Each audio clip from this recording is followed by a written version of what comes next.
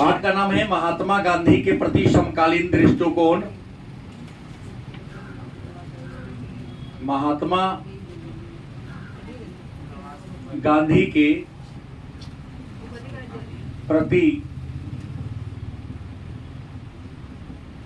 समकालीन दृष्टिकोण और भारत के राजनीति में महात्मा गांधी का योगदान।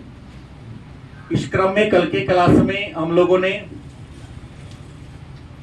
महात्मा गांधी के जीवन चरित्र के बारे में जाना था, उनके प्रारंभिक उपलब्धियों को जाना, उनके कार्यों के बारे में पढ़ा था और हमने कहा था कि महात्मा गांधी 20 वर्षों के प्रवास के उपरांत 9 जनवरी 1915 ईस्वी में भारत आए और गोपाल कृष्ण गोखले को अपना राजनीतिक गुरु माना और उन्हीं के आग्रह पर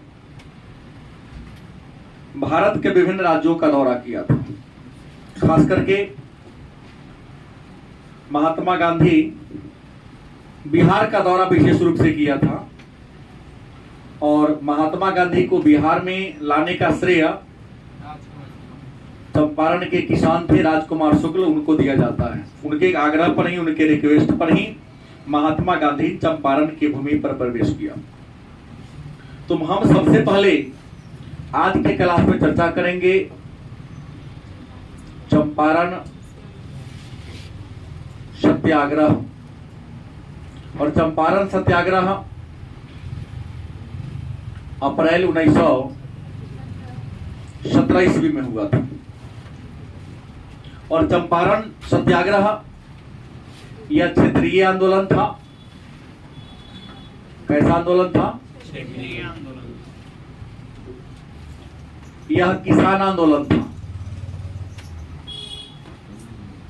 कैसा आंदोलन था? किसान आंदोलन। और यह गांधी का प्रथम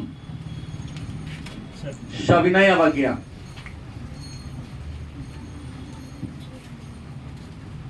महात्मा गांधी के द्वारा भारत में चलाया गया प्रथम सविनय अवज्ञा आंदोलन चंपारण सत्याग्रह को माना जाता है।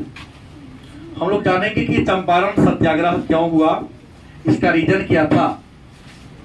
तो आपको बता दें, चंपारण सत्याग्रह की अगर चर्चा हम करें तो 19वीं शताब्दी के प्रारंभ में ये जो गोरे बागान मालिक थे, कौन?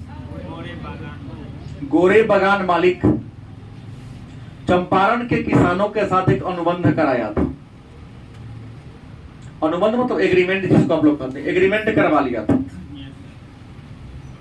हालांकि एग्रीमेंट पहले अलग थी। एग्रीमेंट ये था कि जिसके पास 20 कट्ठा था उसको 5 कट्ठा खेत पर नील की खेती करनी थी। आप सुनिए ना, पहली बात हमने कहा थोड़ा अंदर चले। जिनके पास 20 कट्ठा जमीन था उसमें 5 कट्ठा पर करना था, लेकिन 1868 ईस्वी में थोड़ा सा इसमें किसानों के विरोध के कारण बदलाव किया गया और यहाँ 20 कट्ठा में 5 कट्ठा ना करके क्या कट्ठा कर दिया गया? 3 कट्ठा कर दिया गया। किसानों के विरोध के कारण नाम पर क्या 3 कट्ठिया व्यवस्था। मतलब अनुबंध था कि जिस किसान के पास 20 कट्ठा जमीन है, अपने 20 कट्ठा जमीन में से 3 कट्ठा जमीन पर अनिवार्य रूप से, निश्चित रूप से किसकी खेती करनी थी? नील की खेती करनी थी। अब कहेंगे नील क्या होता है? तो नील का एक पौधा, पेड़ होता है।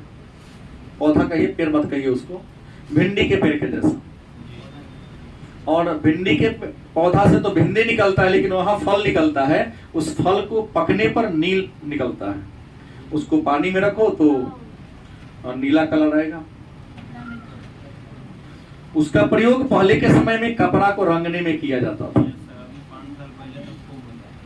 अभी भी कुछ लोग हैं जो अपने गंजी पर, बनियान पर उजला होता है तो नील चढ़ाते हैं। व्हाइट पहले तो खूब चलता था, ऐसा पर चलता था, उससे लाइट बढ़ जाता था। देखा देखी हम लोग भी इतना कई बार चढ़ा लिए कि नया डिजाइन के गंजी बन जाया कर, ज्यादा कड़ा हो जाता था। पूरा नीला नीला। पूरा नीला नीला हो गया। अब तो कम हो गया सर, यूज होता ही नहीं है क्योंकि अब केमिकल वाला आ गया। अब रिवाइव आ गया। हाँ, केमिकल वाला आने की वजह से क्या हो गया है कि उसकी इफेक्ट आपके बॉडी पे पड़ता है। पहले प्राकृतिक ढेला वाला था, उसको कपड़ा में लपेट के लोग पानी में घुलाता था, फिर कपड़ा पर चढ़ाता था, उसका कोई साइड इफेक्ट। केमिकल वाला का कहीं ना कहीं प्रत्यक्ष या अप्रत्यक्ष रूप से आपके बॉडी को प्रभावित करेगा। तो प्रश्न अनुबंध था कि जिसके पास 20 कट्ठा जमीन था उसके 3 कट्ठा जमीन पर नील खेती करनी पड़ती थी। इसी का नाम पड़ गया था 3 कठिया व्यवस्था। क्या नाम था? 3 कठिया व्यवस्था, इसका नाम पड़ गया था। 3 कठिया व्यवस्था किसानों के लिए बड़ी घातक था। घातक इसलिए था कि किसान नील की खेती करते थे, लेकिन किसानों को अपने उत्पाद का कीमत तय करने का अधिकार नहीं था। उसे खुली बाजार में नील बेचने का अधिकार। खेती करता था किसान, वह मजबूर था कि जमींदारों के हाथ में बेचे। और उन दिनों चंपारण में एक सबसे बड़े जमींदार थे, एमन साहब उनका नाम था। क्या नाम था? एमन साहब। ये समझो कि आज का किम जोंग ही थे। बहुत बुरे इंसान थे।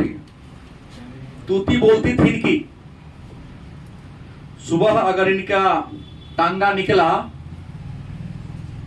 जिस घर के सामने इनका टांगा खड़ा हो गया, गृहपति को उनके आग के सामने खड़ा होना पड़ता था, और उसका लगाम पकड़ेगा तब घोड़ा से उतरेगा।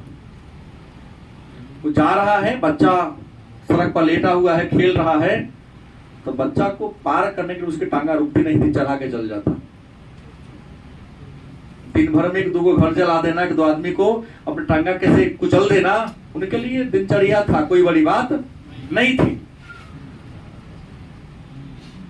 चीटी मारने के बराबर था उनके लिए।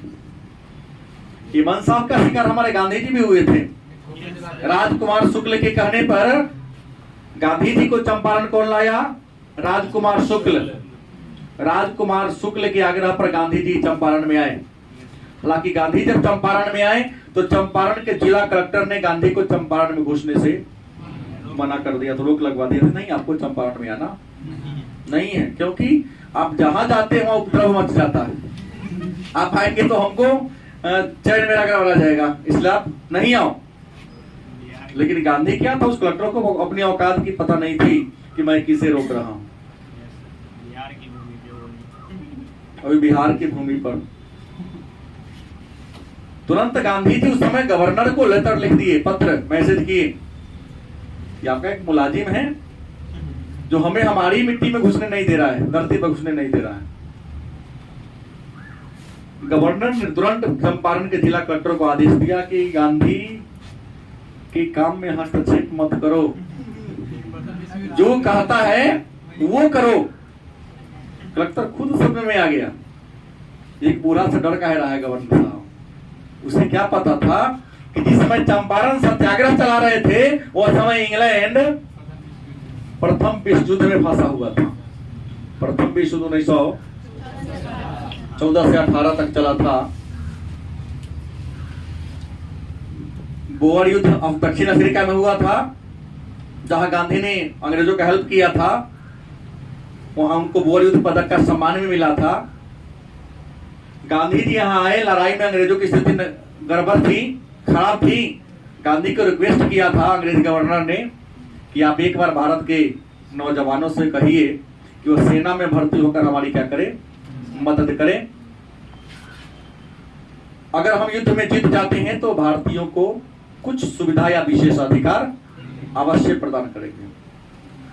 गांधी के एक आग्रह पर भारत के नौजवान सेना में क्या हो गया, शामिल हो गया। और सेना में शामिल होकर किसका मदद किया?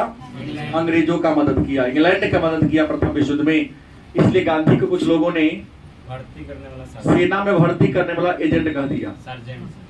सेना में भर्ती करने वाला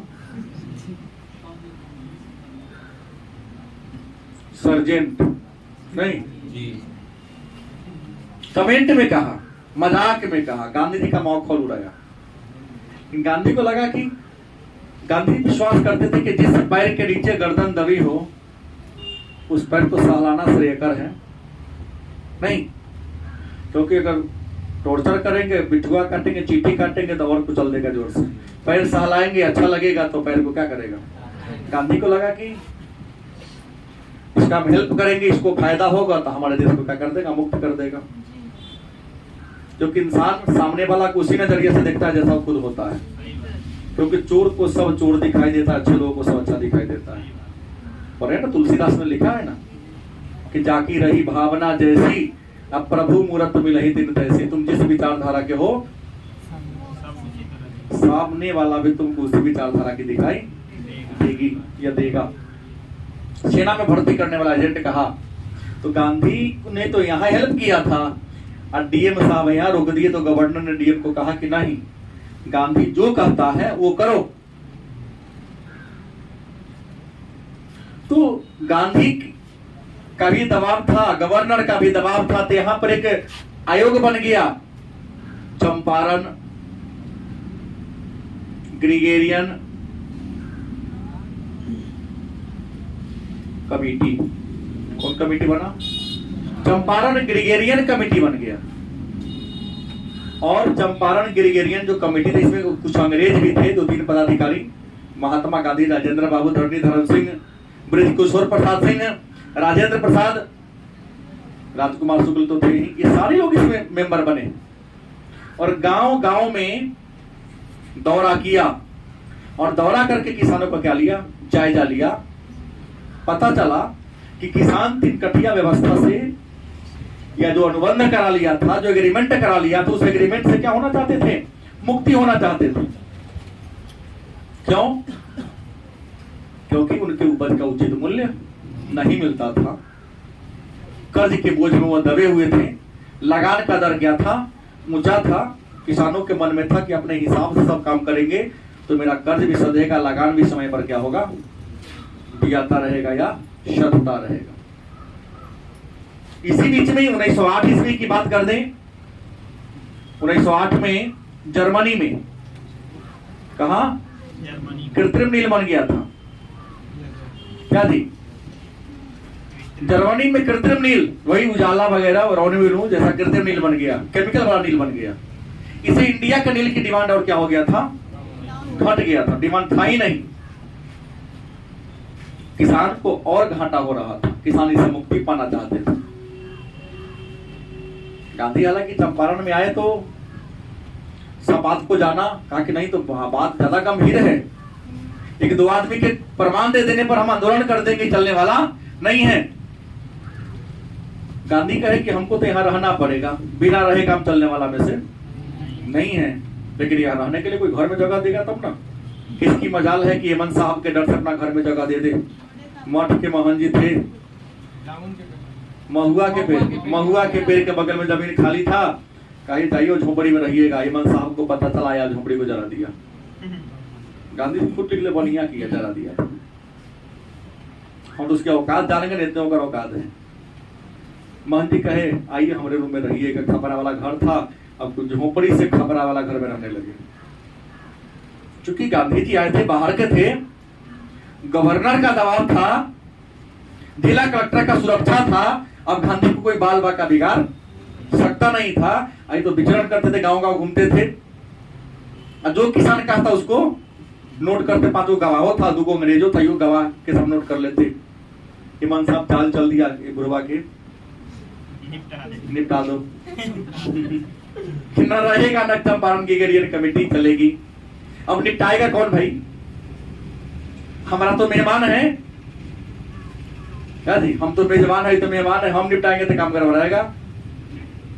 ऐसा आदमी से निपटवाओ कि शौक किसी को न हो। तो हेमंत साहब का रसोईया था क्या? बतख मियां। हाँ, बतख मियां हेमंत साहब का क्या था? रसोईया था, खाना पकाता था।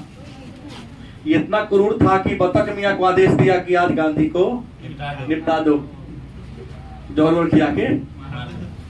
हेमंत साहब ये बतख मियां सोचा कि इतना नहीं मन आदमी है, मार देंगे तो पाप नहीं महापाप लगेगा। पहले राजेंद्र बाबू को जाके कहा इन्होंने, कि दूध में जहर रखा हुआ आप कह दीजिए, क्योंकि हम कहेंगे तो इमाम साहब हमारे बाल बच्चे की परवाही देगा। लेकिन पूरा ले उनको भी कहा, गांधी जी को देने का गिलास रख दिया, कहा कि इसमें जहर है। गांधी जी समझ गए इसके ऊपर किसी न किसी का दबाव है, गांधी जी दूध नहीं पिया। हेमंत साहब को इस बात की जानकारी मिली तो उसके पूरे परिवार को हत्या करवा दिया था। इसके सामने करोड़ सौ जलवा दिया था, जो बचा भाग गया सो बचा। बतख मियाँ को कुछ नहीं किया, क्योंकि बतख मियाँ को मारता तो अपने अंग्रेज के चंगुल का शिकार हो जाता। आजादी के बाद की कहानी, राजेंद्र बाबू राष्ट्रपति बने तो चंपारण में गए थे घूमने, चंपारण दौरा पर गए थे। करीब भीड़ में 5-6 हजार लोग उनको देखने आया था। अरे वही राजेंद्र बाबू आए थे, घूमा था, राष्ट्रपति बन गया देश का, चलो मिलने। बहुत लोग मिलने गया था, सभा में आया था, उस सभा में ही हो गए थे कि राष्ट्रपति कैसा होता है। आदमी तो ही होता है, पोशाक वही होता है, चेहरा थोड़ी बदल जाता है, बस बदल ऊंचा हो जाता है, सुरक्षा उनकी बढ़ जाती है। क्या जी, लोगों के देखने का नजरिया बदल जाता है। पहले राजेंद्र प्रसाद थे, अब राष्ट्रपति राजेंद्र प्रसाद थे। क्या जी, नाम के पहले राष्ट्र का मालिक जुड़ गया। गए थे भीड़ में, बतख मियाँ को राजेंद्र प्रसाद पहचान लिए, बूढ़ा होने पर भी।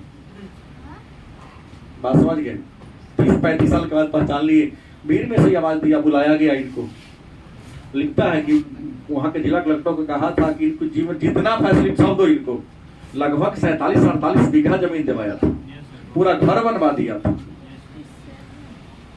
और एक स्वतंत्रता सेनानी को जितनी प्रकार की फैसिलिटी होनी चाहिए, क्योंकि राष्ट्रपिता का प्राण इनने बचाया था, इनको राष्ट्रपिता के जिस प्रकार का सुरक्षा मिलने थे उसी सुरक्षा इसको दो। मिला, उनको सारा राजकीय सम्मान भी मिला।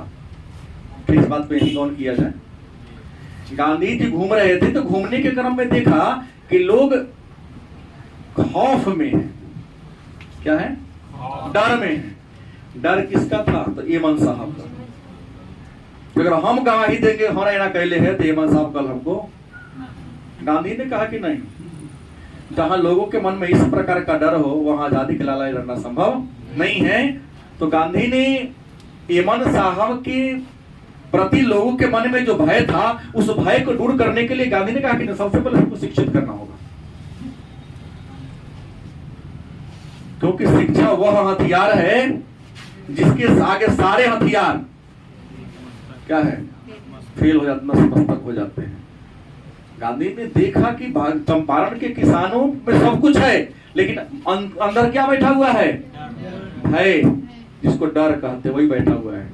जब तक इसके मन में डर रहेगा तब तक यह गुलामी के जंजीर को तोड़ नहीं सकता है। और डर को से मुक्ति पाने के लिए व्यक्ति को शिक्षित होना क्या है? गांधी ने चंपारण में 3 बेसिक स्कूल खुलवाया। नहीं, बरहरवा, हाँ, मधुबन और भीतिहरवा। मेरा गाँव है इसी में नहीं बरहरवा, मधुबन और भीतिहरवा में। और लोग किसी लोकल टीचर को नहीं रखा। जैसे हम कहीं उस दिन सुन रहे थे प्रचार में कि महाराष्ट्र के शिक्षकों के द्वारा बीपीएससी टीचर की तैयारी कराई जाती है। तेरी की तिरंगा से याद कोई ना कोई होगा। महाराष्ट्र का टीचर यहाँ आएगा पढ़ाने? इतना दिनों का खराब हो गया। डिमोशन होगा ना, उसकी तो डिमोशन होगा। एक दिन हम भी ऐसा किसी में गए थे तो कुछ उनको समझाने के लालच में कुछ कहना था, कुछ गड़बड़ी किए थे।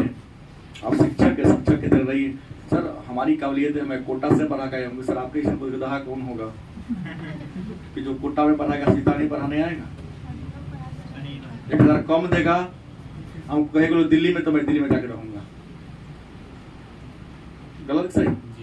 सब प्रमोशन करता है, वहां से नीचे चले कि कौन बहादुरी थी न लिखता है ना, तो वो सोचता है कि हम बहुत होशियार हैं। हम बोला तो उस प्रकार का गधा कोई नहीं। क्या मैं गलती सोच रहा हूँ? वो सोचता है कि लड़का सबको देखा, लड़का बुर्बक नहीं है। लड़का अपने लायक टीचर को खोज लेता है और सोचता है कि नहीं हम बुर्बक का नाम कर लिया है। नहीं, गलत सोचता है। देखा कि लोकल टीचर को बहाल करेंगे तो लोकल टीचर के मन में हेमंत साहब का क्या है? खौफ है, डर है तो महाराष्ट्र से, गुजरात से और कर्नाटक से। क्या जी? टीचर बहाल किए थे कहाँ के? महाराष्ट्र, गुजरात, कर्नाटक। लोकल नहीं, कोई डॉक्टर था तो कोई इंजीनियर, बबन जी गोखले नहीं, ऐसे लोग, कोई इंजीनियर था, कोई डॉक्टर था, बात समझ गया, वैसे को लाया गया। सारे लोग बड़ी ईमानदारी से लोगों में शिक्षा देना शुरू कर दिया। लिखता है एक बार कि विद्याहरवा विद्यालय में एमन साहब पहुंचे थे, गया तो उनका गेट के सामने टांगा रुक गया। नियम था एमन साहब का, जेकरा घर के सामने टांगा रुकेगा घर के मालिक कुछ करित रहे, खाना है खाना छोड़ के आना पड़ेगा, नहाना है नहाना ही छोड़ के आना पड़ेगा। उसके घर में पुरुष नहीं तो महिला के टांगा, घोड़ा के नाथ पकड़ेगा, हमारा घोड़ा खड़ा होगा तब मैं टांगा से उतरूंगा। उनका चौकीदार आया पीछे पीछे कि चलिए साहब का घोड़ा, उनका बगी आ गया, पकड़िए। कहा वो हमसे मिलने आया है ना, हम क्यों जाए, वो खुद उतर के आएगा। कितनों रिक्वेस्ट किया, नहीं। जब मान लो कि बगल में पीपल का पेड़ है, तुमको कोई कह देगा पर भूत रही चाहिए, जो चाहोगे तो जय हनुमान कहोगे। कोई अमेरिका से लौट के आ रहा है, उसको पता नहीं है तो भूत रहता चुड़ैल रहे, सीधा जाएगा कुछ ना होगा, क्योंकि भूत एक प्रकार का क्या भय है, दूसरा कुछ नहीं। वो तो अपने वहां चुड़ैल हो गया, क्योंकि तुम्हारे डर को जानता ही नहीं। गांधी सोच कर यहाँ लाए थे कि लोकल को रखेंगे तो देखेगा तो डर मैंने पैदा हो जाएगा। गलत सही। अपने बच्चों को आगे बढ़ाना तो गुलामी के जंजीर तोड़ना पड़ेगा। और शुरू से मालिक कहते का आदत हो गया तो जीवन में कितना बढ़ जाएगा, उसके ब्रेन से गुलामी नहीं हटेगी। और सही बात है, जब तक अपने भारत पे अंग्रेजों का इतिहास पढ़ाया जाएगा, भारत के नौजवानों की मानसिकता गुलामी से नहीं हटेगी। हमको तो मॉडर्न इंडिया यहाँ लाने की जरूरत है। जी, यूरोपियनों का इतिहास भारत की साइड करने की जरूरत है, तब जाके नौजवानों को ये मिलेगा। बाकी बड़े बड़े लोग का इतिहास वो नहीं पढ़ता है, जान लीजिएगा। वो करता बन के कभी बनेगा, वो तो नेता बनेगा, एक बार घोटा करके नौबत खानदान चलेगा। क्या जी, वो इंजीनियर कलेक्टर को अपना पीछे खटवाएगा कि खटने जाएगा। यूरोप के इतिहास को हटाने की जरूरत है, भारत के इतिहास। झूठों के मुगल हटाने की, तो मुगल तो इंडियन हो गया था, गुलामी नहीं कराया था। सीधे बाबर ने घोषणा कर दिया कि हम, मेरा मुल्क ही यही होगा, मैं यहां से जाने वाला नहीं, कमाऊंगा यही, खपाऊंगा यही। अगर ऐसा नहीं होता तो बहादुर शाह जफर क्यों लिखा कि सचमुच बहादुर अभागा निकला, कि उसके मुल्क में 2 गज जमीन भी दफन कर लेकर नहीं निकला। किसी अंग्रेज ने कहा, ऐसा कहा, तो लास्ट में भी कहा था कि भारत को तलवार के बल पर जीते हैं, तलवार के बल पर दबा के रखेंगे। दुनिया के हम हर कोने में जीत रहे हैं, उस कमबख्त बुड्ढा के सामने कभी झुक नहीं सकते। विंस्टन चर्चिल ने कहा था 1945 में। बचपने से बहुत छोटा था सर चर्चिल। चर्चिल छोटा। अच्छा, वो लिखता है कुछ बात।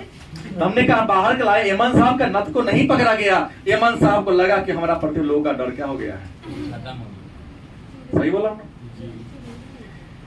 घटना ये भी घट गई। गांधी जी गांव गांव जाके पूछे, लोग से कहे तो हम कुछ नहीं चाहिए, ये खत्म करवा दीजिए, लगान जो बढ़ गया है, लगान को हमारा बढ़ा हुआ कम करवा दीजिए, लगान से बेसी पैसा वापस करवा दीजिए।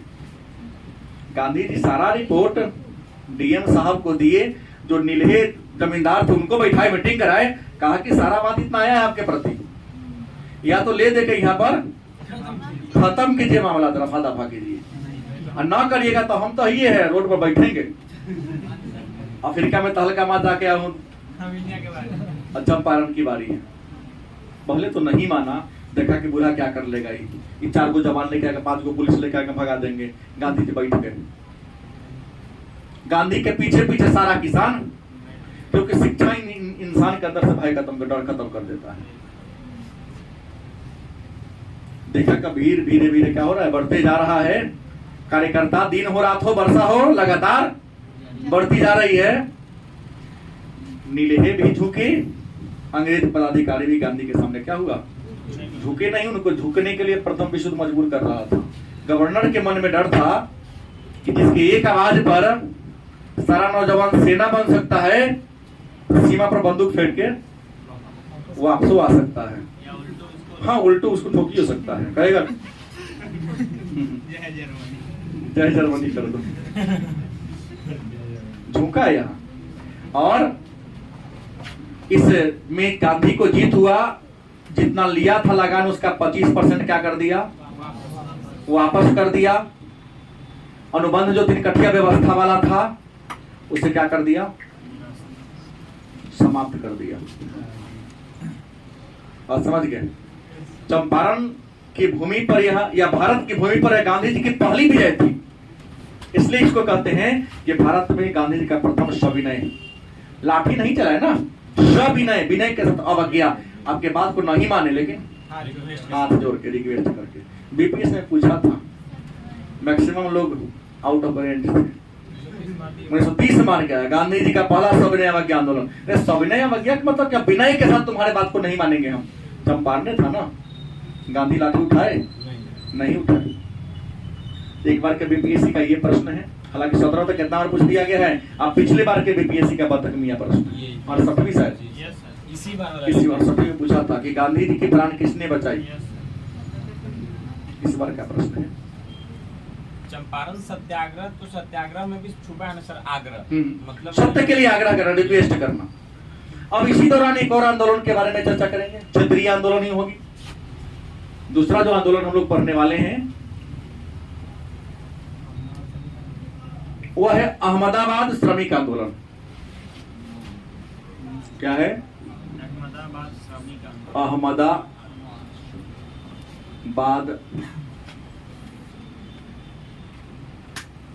श्रमिक आंदोलन।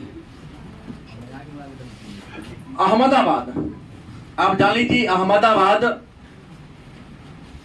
श्रमिक आंदोलन 1918 ईस्वी में हुआ था। और अहमदाबाद जो है ना वो किस राज्य में है, गुजरात में। अहमदाबाद कहाँ है, गुजरात में है। और अहमदाबाद को पूर्व का बोस्टन, पूर्व का बोस्टन नहीं, भारत का मैनचेस्टर। देखिए, उत्तर भारत का मैनचेस्टर कानपुर, दक्षिण भारत का कोयम्बटूर, क्या जी, और सीधे भारत का कहे तो कंफ्यूजन नहीं ना, भारत का मैनचेस्टर, उत्तर भारत का मैनचेस्टर और दक्षिण भारत का मैनचेस्टर। थोड़ा सा समझ लेंगे आप, बैठ जाए अंदर आके, बैठ जाइए, बस 15 मिनट समझ लेंगे। हमने कहा पूर्व का बोस्टन अहमदाबाद, भारत का मैनचेस्टर। अब कहो कि भाई अहमदाबाद को पूर्व का बोस्टन काहे कहते हैं, बोस्टन क्या है ये, एक बंदरगाह। देखिए बोस्टन अमेरिका का एक शहर है, वहां बंदरगाह भी है और सूती कपड़ा का मिल है वहां बहुत ज्यादा। बंदरगाह मतलब जहां पर पनिया जहाज खड़ा होता है, बस जहां खड़ा होता है उसको बस स्टैंड कहते हैं, हवाई जहाज जहां खड़ा होता है उसको हवाई अड्डा कहते हैं। वैसे ही पनिया जहाज जहां पर खड़ा होता है उसको, हाँ, बंदर के झुंड न समझिए। तो गुजरात का एक शहर है, एक जिला है अहमदाबाद, और आज भी भारत में सबसे ज्यादा सूती कपड़ा का उत्पादन अहमदाबाद में होता है। देखो, सबसे ज्यादा सूती मिल तो कोयम्बटूर में है, लगभग 450 को है, लेकिन हथकरघा वाला छोटका छोटका है। और अहमदाबाद में 67 को सूती कपड़ा का मिल है, लेकिन बहुत बड़ा बड़ा है। नहीं, भारत का मातृ उद्योग या विश्व का मातृ उद्योग सूती वस्त्र उद्योग को कहते हैं, क्योंकि औद्योगिकरण की प्रक्रिया सूती वस्त्र कारखाना से ही हुआ था। तो मैं आपको बता दूं कि अहमदाबाद गुजरात में है। और आपको पता है कि 1914 ईस्वी में प्रथम विश्व युद्ध शुरू हुआ जो 1918 तक चला। प्रथम विश्व युद्ध के कारण बहुत महंगाई बढ़ गया था। महंगाई बढ़ना बुझते हैं, वस्तु का या सामान का कीमत बढ़ जाना। सामान का कीमत क्या हो गया था, बढ़ गया था। और जो लड़ाई के समय जो लोग मरे थे, बुआ के नींद तो रहा एक बोल रहा हूं, मैंने कहा लड़ाई के समय जितने लोग मरे थे उनके लाश को बढ़िया से जलाया नहीं गया था या अच्छे से दफनाया भी नहीं गया था, उसमें कीड़ा मकोड़ा जीवाणु विषाणु फैल गए थे। इस कारण अहमदाबाद में बहुत लेबर काम कर रहे थे, यहाँ विदेशी लोग सामान खरीदने आते थे, तो उस विदेशियों के माध्यम से कुछ यहाँ बीमारी जाके फैल गया। इंडिया में कोरोना थोड़ी ना था, कोरोना तो चीन के वुहान प्रांत से शुरू हुआ। हवाई जहाज से लोग आते जाते रहे तो ओकरा दे में सट के ले ले आए कछुआ खाने वाला तो मेहमान बन के आ गया। कछुआ खाने वाला अब मेहमान का स्वागत हम लोग ने ऐसा रखे कि साल भर का रही है कि गरीब लोग का वजह से ऐसा मेहमान ना ऐसे ही बढ़िया है। अपने एक साल तक मेहमानी नहीं हुआ। हाँ, अपना मेहमानी छोड़वा दिया एक साल। ऐसे दोस्तों से दूर रहने की जरूरत है, न जाएंगे अमेरिका विदेश जापान। ये मैं कहाँ बोला हूँ महामारी, मैंने कहा कि आवागमन के अगर एक बीमारी फैले गया, उस बीमारी का नाम था प्लेग। चूहा से फैलने वाला बीमारी होता है, ये प्लेग बीमारी फैल गया। पहली बात तो महंगाई बढ़ गई थी, प्लेग बीमारी बढ़ गया था। मालिक ने कहा कि तुम काम करो, बीमारी फैल गया, तुम्हारा दवाई पर खर्च ज्यादा हो रहा, मैं तुमको प्लेग बोनस दूंगा। क्या दूंगा? मैंने वेतन के अतिरिक्त जो रुपया मिलता है उसको कहते हैं बोनस। बोनस मजदूरों का मौलिक अधिकार होता है। हर अच्छे मालिक जो होते हैं, अगर आपके 12 महीना काम करते हैं तो अनुच्छेद 43 अगर इसको फॉलो कर लीजिएगा, साल में 12 महीना होता है तो उसको 13 महीना का वेतन देना चाहिए। क्योंकि अगर कंपनी कोई लाभ में जा रही है तो उस लाभ के पीछे जिम्मेवार मालिक नहीं, श्रमिक होते हैं। लिखा भी अनुच्छेद 43 प्रबंधन में श्रमिकों की सहभागिता, और रॉबर्ट ओवे ने स्पष्ट कह दिया कि संतुष्ट श्रमिक ही वास्तविक श्रमिक होता है। जिस कारखाना में लेबर संतुष्ट होगा, बिजनेस खूब बढ़िया बढ़ेगा। इस महंगाई के दौर में कहोगे 3000 का महीना देंगे, 4000 का, तो चुराएगा ना तो क्या करेगा? मजबूरी है, तो चोरी करने के लिए उसको मजबूर कर रहे हो। 1948 के न्यूनतम मजदूरी अधिनियम में कह दिया गया है कि एक श्रमिक को उतना मजदूरी अवश्य दिया जाए जिससे उसका अपना बढ़िया से भरण पोषण कर सके। अब मजदूर कहेगा हवाई जहाज चलेगा तो ही ना चलेगा भाई, जैसा जीता था वैसा जीने के लिए उसको मजदूरी दिया जाए, और नहीं दोगे तो चोराएगा, तो पाप नहीं लगेगा उसे। नहीं, जैसे एक चोरी हुई थी कुछ दिन पहले, एक बच्चा ने चोरी कर लिया, ब्रेड का चोरी कर लिया। जिसके दुकान में चोरी हुई, बच्चा को पकड़ के पुलिस के हवाले कर दिया। अदालत में उसे पेश किया गया, चोरी क्या किया? ब्रेड। क्यों चोरी किया? तो मजबूरी थी। मजबूरी का नाम क्या? हमारी माताजी भूखी थी, चोरी किया। तो हाँ, पैसा इससे मांगे नहीं दिया, उसे मांगे नहीं दिया, अंतिम विकल्प था चोरी करना। जज मालिक को जुर्माना लगाया, कहा कि सभा में जन बैठल है सभी को $10 जुर्माना देना पड़ेगा, क्योंकि अमेरिका में रहते हो और आज भी लोग रोटी के लिए चोरी कर रहा है। विश्व का सर्वधनिक देश बनता है, तो जितने वो थे 10 साल पहले का जुर्माना अपने $10, बाकी सबको दिया। $10,000 दुकानदार को लगाया कि तू चोरी किया तो ठीक बात है, कारण पूछता, पुलिस के हवाले क्या कर दिया, बच्चा को जेल में क्या लगा दिया, तो $10,000 जुर्माना दे दिया। तुम्हारा टोकरी नहीं उठा के भागा था, आधा ब्रेड तोड़ के भागा था कि ऐसे हमारा काम चल जाएगा। पहले एक बोनस मांगा, मालिक ने देने से क्या कर दिया? इनकार कर दिया। मजदूर था, बार बार मजदूर आग्रह किया, रिक्वेस्ट किया कि दिक्कत हो रहा है, कमाते यही रह जाता है, घर भेजने के लिए बचता नहीं, दीजिए। नहीं हुआ, अंत में मजदूर मजबूर होकर किसको खोजा? गांधी जी को खोजा। इसे भी गांधी जी गुजराती, गांधी जी को पकड़ा, गांधी जी यहां पर आए। गांधी जी भी मिल मालिकों से रिक्वेस्ट किया, नियम है पहले कोई काम करो तो रिक्वेस्ट करो, है ना, साम तब दाम, न माले तब दंड। पहले ही दंड वाला अपनाओगे तो पराजित हो जाओगे। गांधी ने मालिकों से बात किया, मालिक उदंड की तरह बताया, ज्यादा करोगे 4 दिन मिले बंद कर देंगे।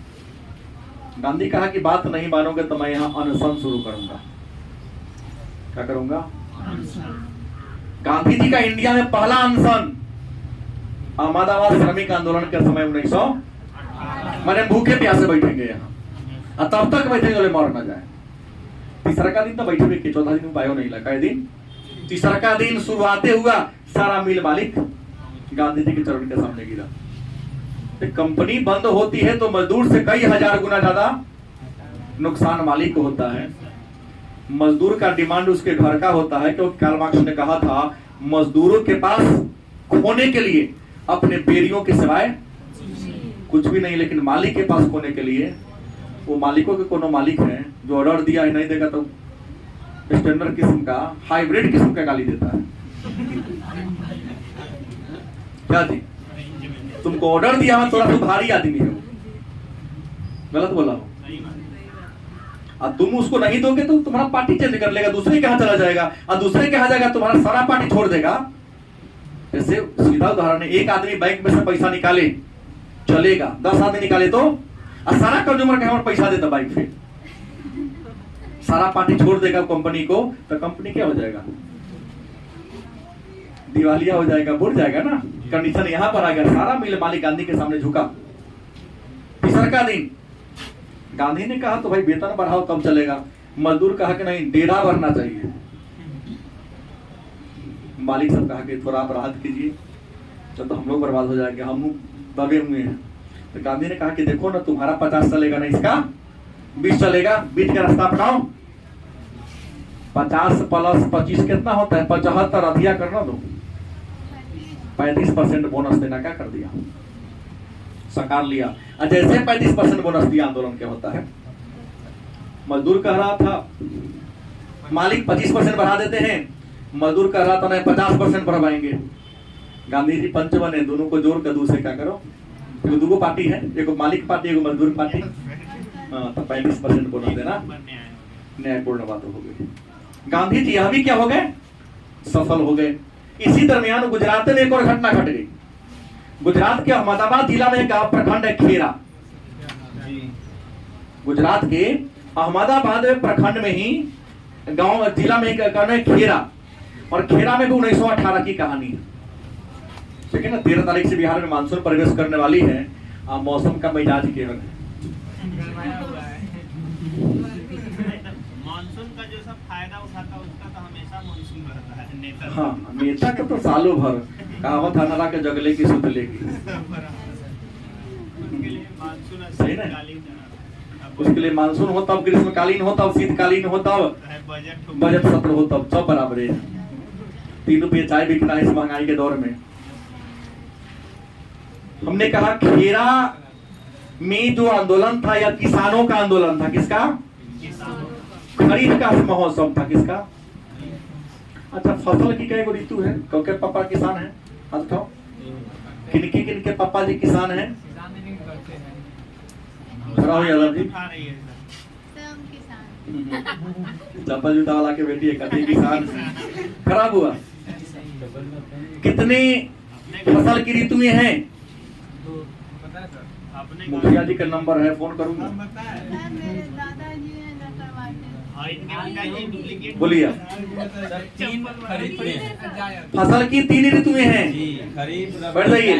एक खरीफ, दूसरा रबी, तीसरा जायद का होता हो चाहे गर्मा का होता हो। एक तरीके से नकद फसल है। नहीं, नकदी तो यहाँ भी आ जाता है। यहाँ नकदी पूरा एक तरीके, सही बोला आपने जी। जायद या गर्मा में क्या होता है? फल सब्जी की खेती होती है। तरबूजा हो गया, खीरा हो गया, ककड़ी हो गया, घिउरा हो गया, लौका हो गया, भिंडी हो गया। देखो ना, पर्याप्त मात्रा में बाजार में फैला। मूंग हो गया सर। हाँ, मूंग भी आता है इसी से, जायद में। जी। अरे भाई, होली के समय बुआई होता है, धान के रोपाई से पहले काट लेता काट है। लेते हैं जी सर, 2 महीना। लेकिन ये वही किसान करता है जो सक्रिय किसान हो। ताश खेले वाला किसान से ना होगा, एक्टिव है हमेशा, जो एक्टिव है, जिसको रियल किसान कहते हैं। जो खाली नहीं छोड़ेगा। जानता हूँ इसलिए बोल दिया हूँ। धान रोप देगा, अपन को जमल ही 4 गो पड़ोस मिला के। खरीफ में कहते हैं जो धान का जो ऋतु होता है ना, मतलब मई जून में बुआई होगा, अक्टूबर नवंबर में कटाई हो जाएगा, मतलब सितंबर अक्टूबर में काट लेगा, उसे खरीफ का मौसम कहते हैं। अक्टूबर नवंबर में बुआई होगा, फरवरी मार्च में क्या होगा?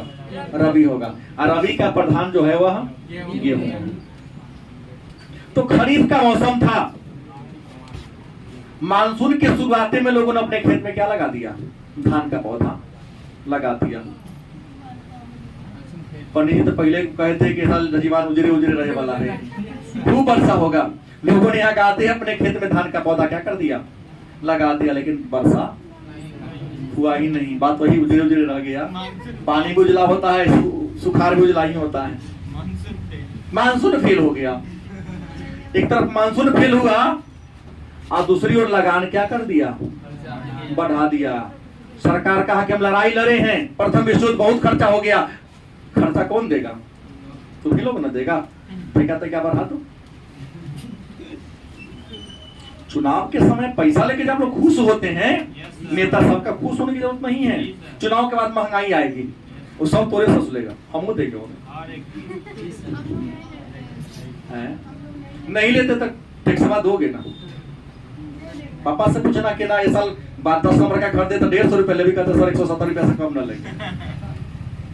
गुरु जी आप फैसले तो 200-250 लेते। सही बात है। चुनाव के बाद वस्तु की कीमत को बढ़ाकर चुनाव का खर्चा को सरकार वसूल लेती है। और चुनाव में जो खर्च होता है किसी बड़े नेता का नहीं होता, बड़े बड़े पूंजीपति लगाते हैं जी सर। और चुनाव में किसकी भी सरकार बने, इन्वेस्ट हारने वाले पर भी करता है, जीतने वाले पर भी करता है।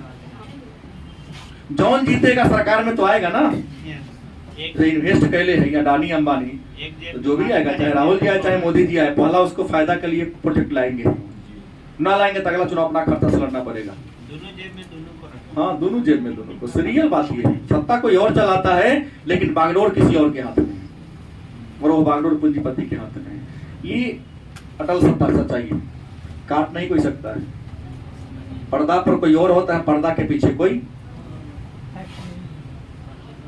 लगान बढ़ा दिया। मजदूरों ने जमींदार के सामने आवेदन पत्र लिखा कि श्रीमान चलिए खेत में देखे धान जौर गया, लगान खरीद वाला हमको माफ कर दीजिए। उल्टे लगान घटाया नहीं, बढ़ा दिया। किसान कितनों रिक्वेस्ट किया, मानने को तैयार नहीं था। अंत में खेड़ा के किसान किसके पास गए, गांधी जी को पकड़े। कहा कि आप ही कुछ करता है कर। गांधी जी भी जमींदारों से मिला, गांधी के बात को भी सब क्या किया, नहीं माना। अंत में गांधी ने नारा दिया, कर न दो। अरे मत तो न देंगे, टैक्स कर माने टैक्स। जाना घर में जांच लिया, कोठी में वो धान क्या दाना है, नारा दे दिया, कर नहीं दो, टैक्स दो ही नहीं। हाँ, पटेल थे, इंदुलाल याग्निक थे, सरदार वल्लभ भाई पटेल भी खेड़ा सत्याग्रह में गांधी के साथ थे। इंदुलाल याग्निक उस समय गुजरात के बहुत महत्वपूर्ण नेता थे, गांधी जी के क्या थे, साथ थे। जैसे ही गांधी ने कहा कि कर न दो, नारा दिया, तो देर हो चली थी। रबी का महीना आ गया था, लोगों ने अपने खेत में देखा धान नहीं है, आगादी गेहूं बो दिया, मसूरी खेसारी बो दिया, फसल देखा कि लहलहा गया। देर से वर्षा हुआ, सो फसल की हरियाली देखकर किसानों का मन प्रसन्न थोड़ा हो रहा था। इसी में जमींदार ने गांधी के थोड़ा सा करारूप को देकर घोषणा कर दिया कि जो किसान लगान देने में सक्षम है वो लगान दे, आज जो देने में सक्षम नहीं है लगान ना दे। आर्थिक इकोनॉमी देख लिया। जैसे ही घोषणा किया, गांधी जी यहां भी क्या हो गए, जीते, और आंदोलन को क्या कर दिए, समाप्त कर दिए। मतलब तीनों क्षेत्रीय आंदोलन, और तीनों आंदोलन में गांधी को क्या मिला, सफलता मिली। लेकिन इसी दौरान कुछ और बड़े आंदोलन हुआ, आज चर्चा नहीं होगी, कल के क्लास में होगी। वो आंदोलन हम पहले पढ़ेंगे, जालियांवाला बाग, असहयोग बाद में ना आएगा अभी, फिर रॉलेट एक्ट आएगा, क्या जी, फिर तब आएगा असहयोग आंदोलन। क्योंकि गांधी ने प्रथम विश्व युद्ध में अंग्रेजों को हेल्प किया था, मदद किया था, लेकिन इस मदद का परिणाम अंग्रेजों ने क्या दिया था, दमनकारी कानून, रॉलेट एक्ट दिया था। तो क्या रॉलेट एक्ट जान ले क्या, नहीं छोड़ दीजिए।